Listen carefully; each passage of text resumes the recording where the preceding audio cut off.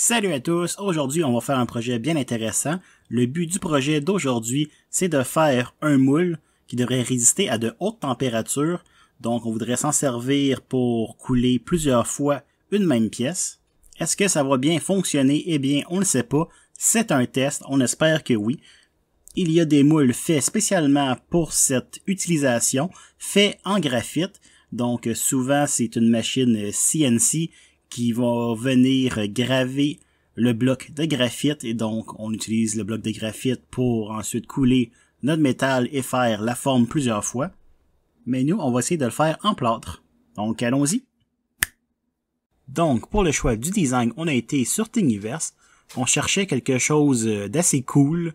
On aurait pu prendre une étoile ou un cœur et faire quelque chose d'un peu simple, mais on s'est vraiment compliqué la vie en choisissant un design vraiment compliqué. L'or des Aztèques, donc une pièce avec un thème aztèque, avec vraiment beaucoup de détails. Ouais.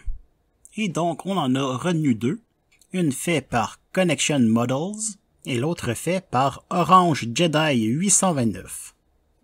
Les deux pièces vont avoir leurs avantages et leurs défauts, mais je vais tout aborder ça avec vous au cours du vidéo. Je vais vous mettre les liens dans la description.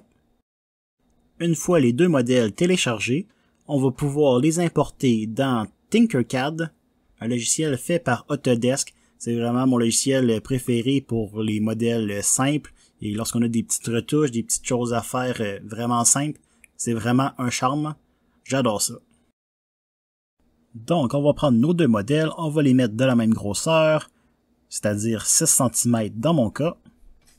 Ensuite, on va essayer d'ajouter ce qu'on appelle un taper, c'est-à-dire un angle qui va aider le démoulage de notre pièce. On va juste le faire sur le contour des pièces parce qu'on n'a pas vraiment de contrôle sur les faces à l'intérieur. On pourrait travailler le modèle 3D pour modifier le tout, mais ça nous tente pas vraiment. On peut voir que le premier modèle a vraiment des arêtes vraiment très droites, donc ça se peut que ça ait de la misère à se démouler et donc briser le moule ou bien arracher des bouts de moule lorsqu'on va essayer de démouler la pièce en aluminium. Donc ça sera pas super peut-être, mais c'est un test, encore une fois. Mais on peut voir l'autre pièce qui a été adoucie, a vraiment des petits angles, donc on peut voir en haut c'est plus mince et en bas c'est plus large, donc ça devrait aider le démoulage de cette pièce et donc avoir moins de possibilités de casser le moule. On s'est même ajouté une petite tige derrière le moule pour nous aider à tirer notre pièce lorsqu'elle sera moulée. Donc une fois les designs terminés, nous allons les exporter en STL et nous allons l'ouvrir avec Sheet2Box pour slicer notre modèle et pour pouvoir l'imprimer en résine sur notre imprimante Lego Mars. Malheureusement, je n'ai pas fait de capture lors de l'impression, mais je vais vous montrer le résultat final avec un grand plaisir.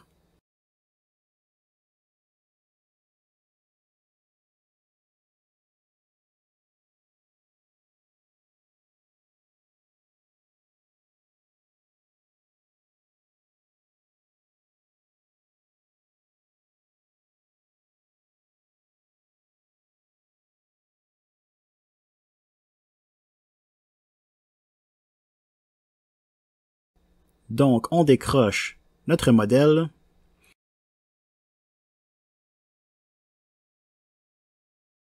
On peut voir ici un petit défaut lors de l'impression.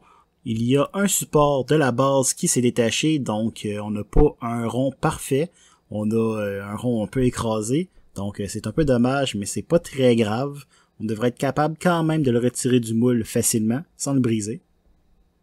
Mais sinon, comme avec toutes les impressions que j'ai faites à la résine, eh bien, les détails sont vraiment incroyables, super beaux, magnifiques même. Wow! Si on réussit à avoir un beau moule de ça, ça va être vraiment incroyable. Yeah! Donc maintenant, il est temps de s'attaquer au moule. La première étape est de préparer nos modèles imprimés en 3D. Pour ce faire, on veut appliquer un produit qui va éviter que notre modèle 3D colle à notre plâtre, donc puisse s'extirper facilement du moule. On peut voir que j'utilise du savon à vaisselle, mais on va voir plus loin que ça ne fonctionnera pas très bien et qu'on va utiliser finalement de la gelée de pétrole ou bien de la vaseline.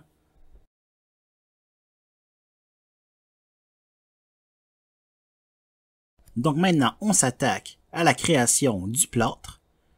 Donc, notre plâtre est fait de sable, de plâtre de Paris et d'argile bentonite.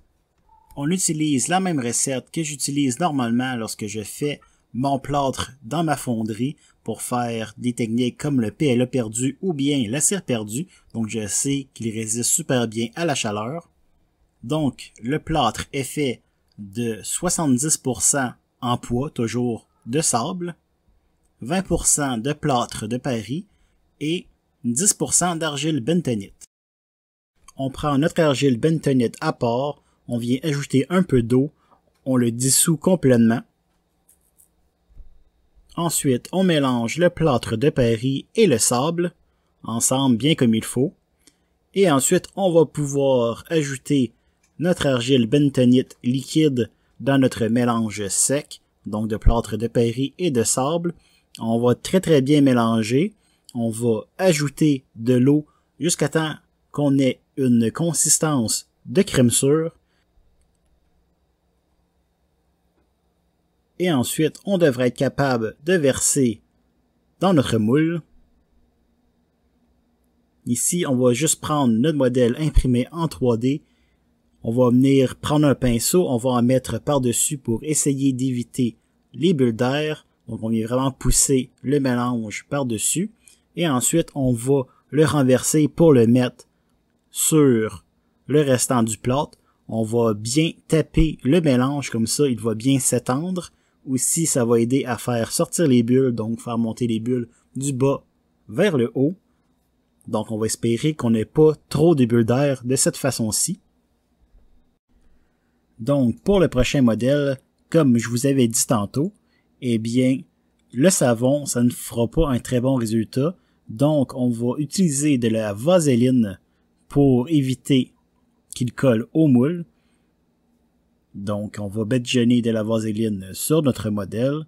Ensuite, on va refaire un mélange de plâtre. Et comme tantôt, on fait les mêmes étapes pour préparer notre plâtre. Et ensuite, on va mettre notre forme dans le plâtre, encore une fois, avec le pinceau. On va en mettre par-dessus et on va le pousser à l'intérieur du plâtre.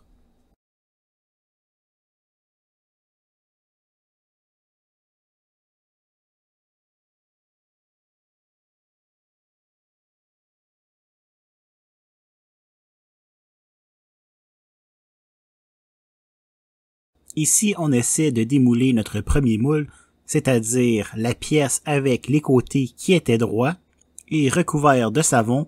Donc, cette pièce-là avait pas beaucoup de chance de son côté pour fonctionner. Et on va voir qu'on n'est pas capable de la retirer facilement du moule et qu'on va casser notre moule. Donc, c'est un fail. Il y a plein de plâtre qui est resté pris dans les petites crevasses de notre moule. Donc, un fail pour celui-là. Pour notre autre moule, eh bien, on l'a laissé sécher 24 heures et on l'a mis un peu au four à 250 degrés Fahrenheit ou à peu près 100 degrés Celsius pour l'aider à sécher un peu plus. Et on va voir qu'on est capable de le retirer du moule. Le résultat est super satisfaisant.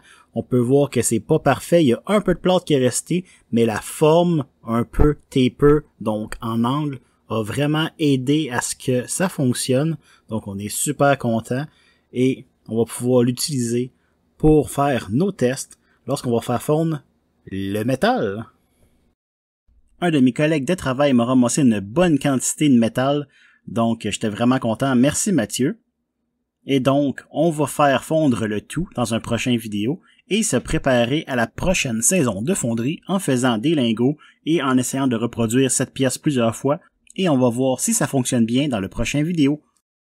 J'espère que tu as aimé la vidéo. Si c'est le cas, abonne-toi et laisse un j'aime.